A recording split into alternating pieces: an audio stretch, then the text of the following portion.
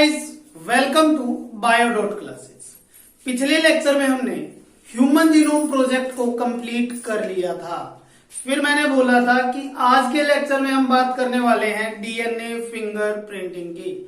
यानी कि देखिए, एक एग्जांपल लेता हूं। मानो कोई मोनोजाइगोटिक ट्विंस है। मोनोजाइगोटिक ट्विंस जिनका मतलब मानो कि डीएनए जो होगा वो सेम होगा। क्लियर। अब अगर मानो उनमें से कोई एक क्राइम करके चला गया, आपको डिडक्ट करना है कि इनमें से किसने क्राइम किया है दोनों में से। तो कैसे करेंगे? अगर डीएनए को एक्सट्रैक्ट करके देखोगे तो डीएनए क्या होगा, उनका सेम होगा। क्लियर। फिर कैसे पहचाना जाएगा या कैसे ये पता लगाया जाएगा कि इनमें से क्रिमिनल कौन है? तो उसके लिए हम फिंगरप्रिंटिंग की हेल्प लेंगे।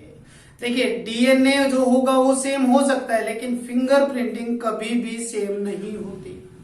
हाँ, ये चीज है कि किसी भी ऑर्गेनिज्म का या हर एक ऑर्गेनिज्म का या हर एक, जैसे हम सारे ह्यूमन बीइंग्स हैं, हम सब का जो डीएनए होगा वो 99.9% डीएनए जो है वो सेम है। बाकी डिफरेंस आता है 0.1% में, और वही 0.1% का डिफरेंस हर एक इंडिविजुअल के अंदर यूनिकनेस या हर एक इंडिविजुअल को एक दूसरे से डिफरेंट बनाता है। क्लियर। तो आज के लेक्चर में मैं बात करने जा रहा हूं डीएनए फिंगरप्रिंटिंग की।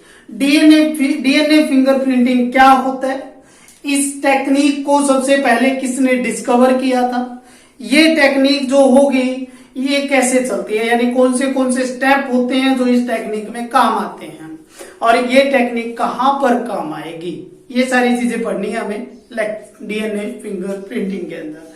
तो मेन सबसे पहले अगर मैं डेफिनेशन की बात करूं डीएनए फिंगरप्रिंटिंग की, तो यानी कि एक टेक्निक है जो डिटरमाइन करेगी न्यूक्लियोटाइड की सीक्वेंस को। It is a technique use to determine the nucleotide sequence of DNA या सम पार्ट ऑफ डीएनए। पूरे के पूरे डीएनए की न्यूक्लियोटाइड सीक्वेंस नहीं, केवल एक छोटे से पार्ट या एक छोटे से सेगमेंट की न्यूक्लियोटाइड सीक्वेंस को डिटरमाइन किया जाएगा।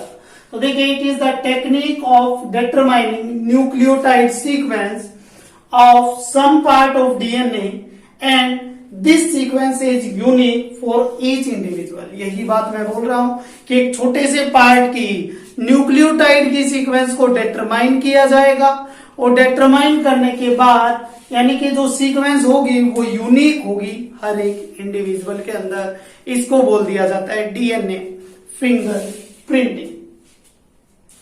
अब जो डीएनए फिंगरप्रिंटिंग है, इसको सबसे पहले डिस्कवर किया था एलेक्स जेफरी ने।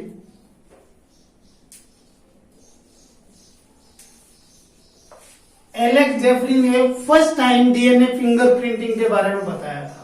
अब ये तो चलो बता दिया, लेकिन इंडिया के अंदर भी दो साइंटिस्ट ऐसे थे जो सबसे पहले डीएनए फिंगरप्रिंटिंग को लेकर आए थे।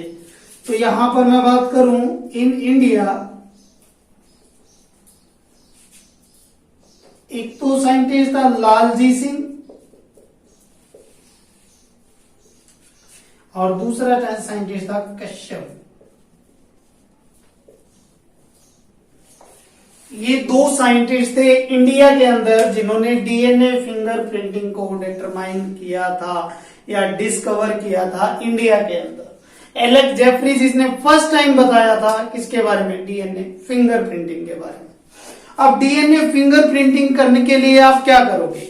देखिए, मैं बोल रहा हूं कि किसी ने क्राइम कर दिया या कोई और चीजों के लिए आपको फिंगरप्रिंटिंग करनी है, मानो किसी पर्पज के लिए, तो आप क्या करोगे? सबसे पहले डीएनए को एक्सट्रैक्ट करोगे, यानी डीएनए को सबसे पहले आइसोलेट करके निकाल लिया आपने। अब डीएनए निकालने के बाद आप उस डीएनए को क्या करवा दोगे? सेगमेंट के अंदर कट करवा दोगे। क्लियर। तो देखिए, मैं एक बार यहां पर स्टेप लिख रहा हूं। तो देखिए, सबसे पहले डीएनए को एक्सट्रैक्शन करना होगा।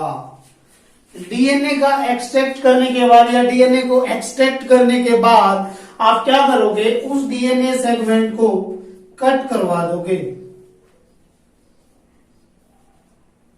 जैसे मानो आपने ये डीएनए निकाला, इस डीएनए के अंदर मैंने बोला कि देखिए क्या होता है, डीएनए फिंगरप्रिंटिंग के अंदर एक छोटे से सेगमेंट की न्यूक्लियोटाइड सीक्वेंस को डिटरमाइन किया जाता है। मानो कि आपको वो सीक्वेंस यहां पर मिली है, इस सीक्वेंस को डिटरमाइन करना है, तो आप क्या करोगे, उस डीएनए को कट करवाओगे। किसकी हेल्प से कट करवाओगे? Cut the DNA with the help of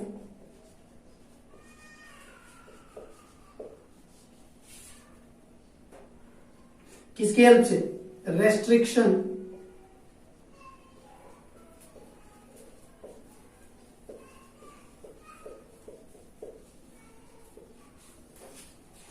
आपने डीएनए को कट करवा लिया with the help of restriction endonuclease या रेस्ट्रिक्शन एंजाइम। और रेस्ट्रिक्शन एंजाइम वो एंजाइम्स होते हैं जो किसी डीएनए को एक स्पेसिफिक पार्ट से या एक स्पेसिफिक सीक्वेंस से कट कर देते हैं। बाकी आगे जब बायोटेक्नोलॉजी की बात करेंगे तो वहां पर रेस्ट्रिक्शन एंजाइम के बारे में फुल ऑन डिस्कस करेंगे। पहले यहां पर देख लेते हैं कि क्या किया आपने, डीएनए को कट करवाया with the help of restriction endonuclease या रेस्ट्रिक्शन एंजाइम्स की हेल्प से। अब ये डीएनए जब यहां से कट हो जाएगा तो आपने क्या देखा, देखिए मैं इसी से आगे प्रोसेस देख रहा हूं कि इस डीएनए को कट करने के एक्सट्रैक्ट कर लिया यानी बाहर निकाल लिया और इसको आपने caesium chloride solution, caesium chloride solution जिसको डेंसिटी ग्रेडियंट भी बोला जाता है, क्लियर।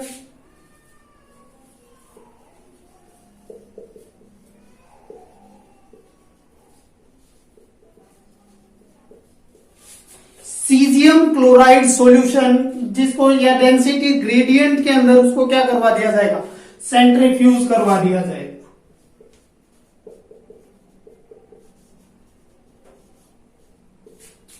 उसको क्या करवा दो, सेंट्रीफ्यूज करवा दो।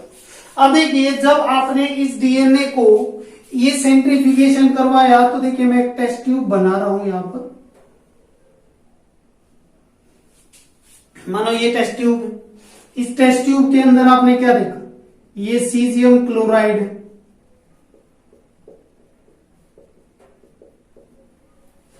इस सीजियम क्लोराइड सॉल्यूशन के अंदर, इस सीजियम क्लोराइड सॉल्यूशन के अंदर अब आपने क्या देखा, जब उस डीएनए को डाला तो ये डेंस और सेंट्रीफ्यूज करवाया तो आपको एक चीज का पता है कि सेंट्रीफ्यूगेशन जब होगा तो सेंट्रीफ्यूगेशन के बाद क्या हो जाएगा, यानी कि जो हैवी पार्टिकल होंगे वो तो सेटल डाउन हो जाएंगे और जो लाइट होगा वो ऊपर रह जाएगा यानी कि सुपर नेटेंट की फॉर्म में रह जाएगा। अब आपने देखा कि जब आपने इसके अंदर डीएनए डाला तो डीएनए का एक बैंड तो आपको दिखा नीचे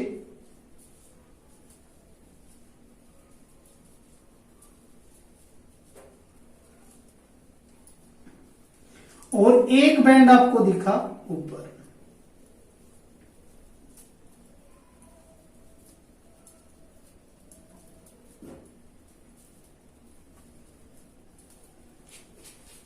क्लियर। जो आपको नीचे की तरफ जो बैंड दिखा है ये बैंड, इसको बोलते कि ये बैंड थोड़ा थिक है तो आपने यहां पर इसको बोल दिया ब्रॉड बैंड।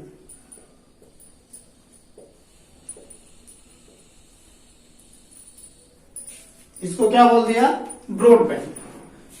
तो यहां पर ये जो बैंड दिखा है इस बैंड को आपने बोल दिया नैरो बैंड।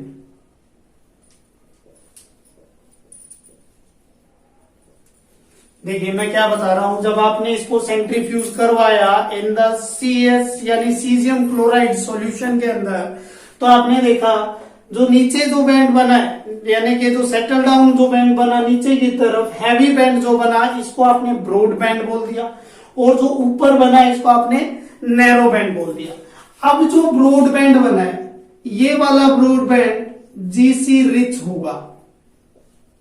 क्या होगा ये, GC यानी कि ग्वानिन और साइटोसिन रिच होगा, क्लियर। और जो ये नैरो बैंड बना है ये क्या होगा, एडेनिन और थाइमिन रिच होगा,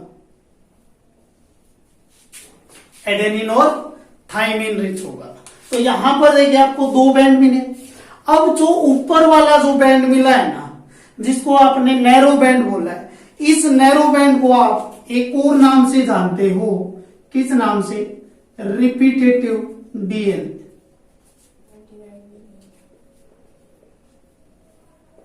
इसको आप किस नाम से जानते हो? रिपीटेटिव डीएनए के नाम से। तो अब आपको जो सीक्वेंस देखनी है, यानी कि अब हमें पढ़ना है रिपीटेटिव डीएनए के बारे में। तो देखिए एक बार मैं फिर से इसको थोड़ा सा इसका क्विक रिव्यू लेते हैं, या इसको ब्रीफ में देखते हैं। क्या किया, डीएनए जब फिंगर प्रिंटिंग करनी है तो आपको पता है कि आपको पूरे के पूरे डीएनए की न्यूक्लियोटाइड सीक्वेंस को डिटरमाइन नहीं करना है, आपको डिटरमाइन करना है एक शॉर्ट न्यूक्लियोटाइड या एक सेगमेंट ऑफ डीएनए को। अब उसके लिए आपको डीएनए एक्सट्रैक्ट करना होगा। डीएनए एक्सट्रैक्शन के बाद डीएनए को कट करना होगा। डीएनए को कट किया जाएगा with the help of restriction enzyme और रेस्ट्रिक्शन एंडोन्यूक्लिएज। अब फिर देखा आपने, जो डीएनए कट हुआ, इस कट डीएनए को सीजियम क्लोराइड डेंसिटी ग्रेडियंट के अंदर सेंट्रीफ्यूज करवा दो। क्लियर? यानी कि this DNA is centrifuging density gradient caesium chloride solution. Caesium chloride solution के अंदर जब आपने इसको यानी कि सेंट्रीफ्यूज करवाया, तो एक तो हैवी बैंड बना या एक ब्रॉड बैंड बना, एक लाइट बैंड या नैरो बैंड बना है। अब जो ब्रॉड बैंड बना है, इसके अंदर ग्वानिन और साइटोसिन रिच रीजन ज्यादा है, और जो आपका नैरो बैंड बना है, इसके अंदर एटी रिच यानी एडेनिन और थाइमिन रिच रीजन ज्यादा है। तो जो ये नैरो बैंड होगा, इसको आपने बोल दिया रिपीटेटिव डीएनए। क्लियर? इसमें इसने आपको क्या बोल दिया? Repetitive DNA. अब मैं बात करूंगा इसी रिपीटेटिव डीएनए की।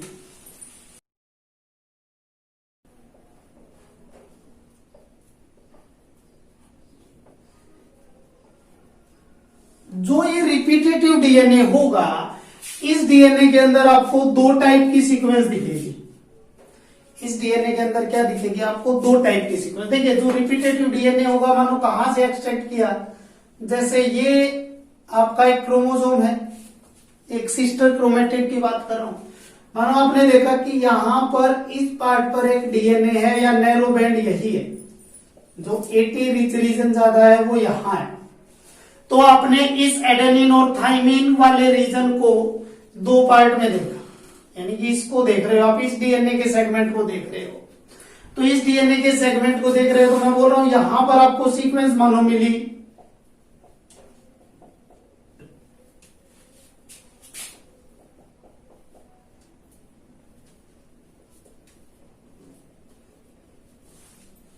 कुछ इस टाइप की सीक्वेंस मिली।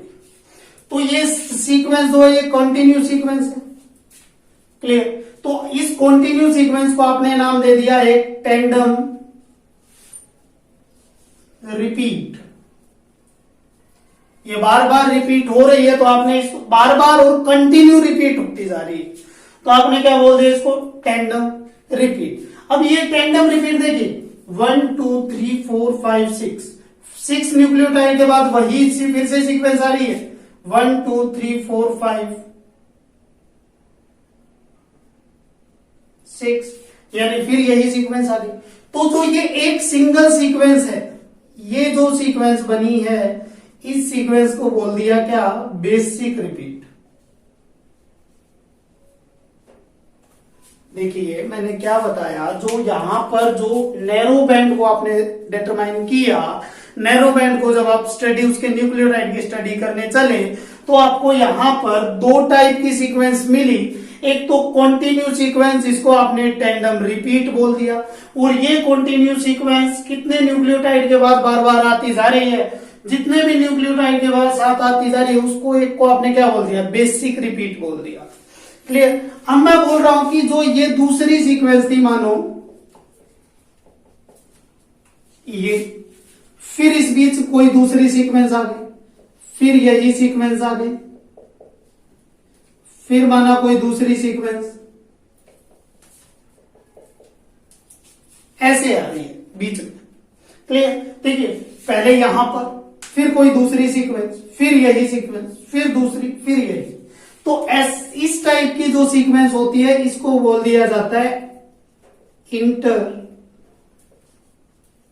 Interspaced repeat. Interspaced repeat. Clear, दो टाइप की रिपीट्स देखी आपने उसके अंदर। अब मैं बोल रहा हूं जो आपकी बेसिक रिपीट होंगी, जो आपकी टेंडम रिपीट होंगी, ये दो टाइप की होती है। जो आपकी टेंडम रिपीट है ये दो टाइप की होती है, एक तो शॉर्ट होगी और एक क्या होगी, लॉन्ग होगी। क्लियर, जो शॉर्ट होगी वो अप टू 60 बेस पेयर तक की हो सकती है। जो शॉर्ट होगी अप टू 60 बेस पेयर तक की हो सकती है। जो लॉन्ग होगी वो मोर देन 60 बेस पेयर की मिलेगी। क्लियर, अब मैं बोल रहा हूं कि ये अप टू 60 बेस पेयर जो होगा ये एक बेसिक यूनिट के अंदर प्रेजेंट होता है या एक बेसिक रिपीट के अंदर प्रेजेंट होगा। अप टू 60 यानी कि 1 to 60 बेस पेयर किसी एक बेसिक यूनिट या बेसिक रिपीट के अंदर प्रेजेंट होगा। और जो बेसिक रिपीट के अंदर प्रेजेंट होगा उस डीएनए को एक नाम दे दिया जाता है, क्या, सैटेलाइट डीएनए। क्या बोल दिया जाएगा इसको, सैटेलाइट डीएनए बोल दिया जाएगा। अब यही सैटेलाइट डीएनए जो होगा आगे जाकर दो पार्ट में डिवाइड होता है। यानी कि ये जो सैटेलाइट डीएनए है इसके अंदर सीक्वेंस अगर 11 to 60 बेस पेयर की है, क्लियर, तो यहां पर आपने इसको बोल दिया क्या, mini satellite DNA.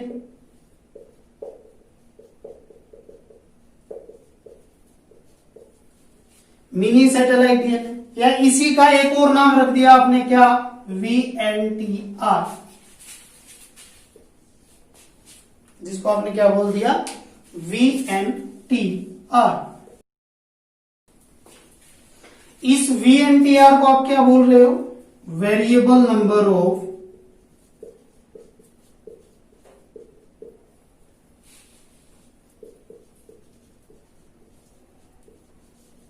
Tandem repeat.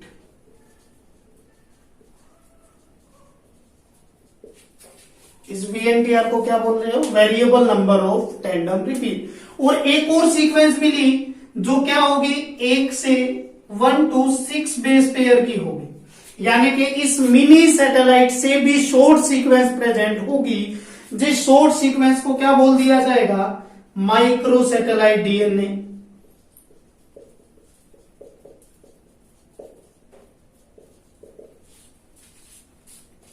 Clear, और जो माइक्रो सैटेलाइट डीएनए वाली सीक्वेंस है इसको बोल दिया जाएगा STR, सिंपल टेंडम रिपीट।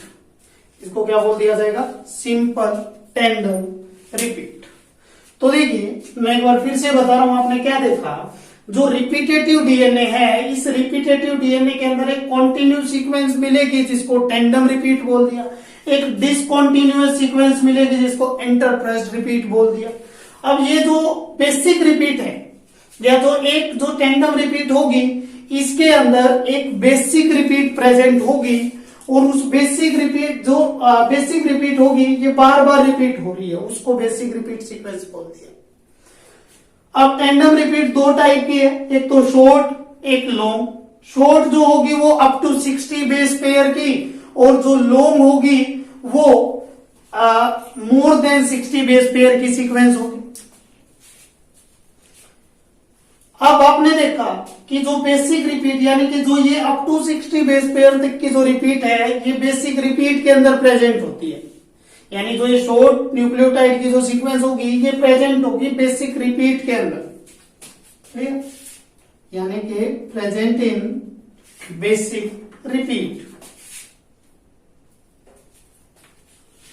अब जो बेसिक रिपीट होगा यानी कि जो ये सीक्वेंस होगी इसको आपने बोल दिया सैटेलाइट डीएनए, जो बार बार रिपीट हो रहा है, सैटेलाइट डीएनए। अब ये सैटेलाइट डीएनए जो होगा अगर ये 11 to 60 बेस पेयर की सीक्वेंस का है, अगर इसके अंदर 11 to 60 बेस पेयर तक की सीक्वेंस है तो आपने इसको मिनी सैटेलाइट डीएनए बोल दिया, और अगर ये 1 to 6 बेस पेयर का है तो आपने इसको माइक्रो सैटेलाइट डीएनए बोल दिया।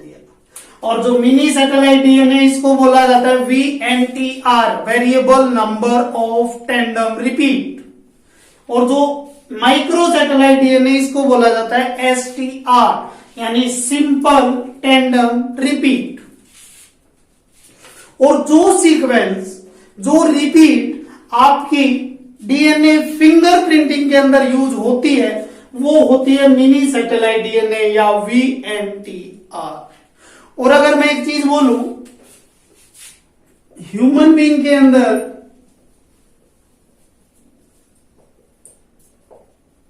60 VNTR लोकाई प्रेजेंट होती है।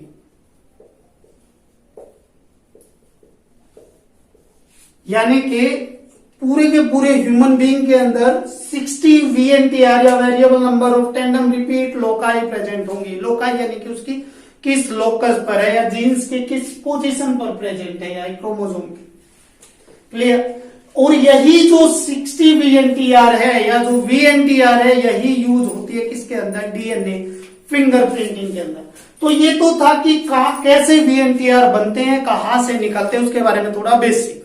अब नेक्स्ट लेक्चर में हम बात करेंगे इसकी टेक्निक के बारे में कि डीएनए फिंगरप्रिंटिंग की टेक्निक कैसे होती है। और तब तक आप इस वीडियो को लाइक करें, शेयर करें, मेरे चैनल को सब्सक्राइब करें। और अगर कोई भी डाउट आ रहा है वो मुझे कमेंट सेक्शन में लिखकर जरूर बताएं। आप मुझे फॉलो कर सकते हैं टेलीग्राम के ऊपर भी, जिसका लिंक डिस्क्रिप्शन में है। Thank you.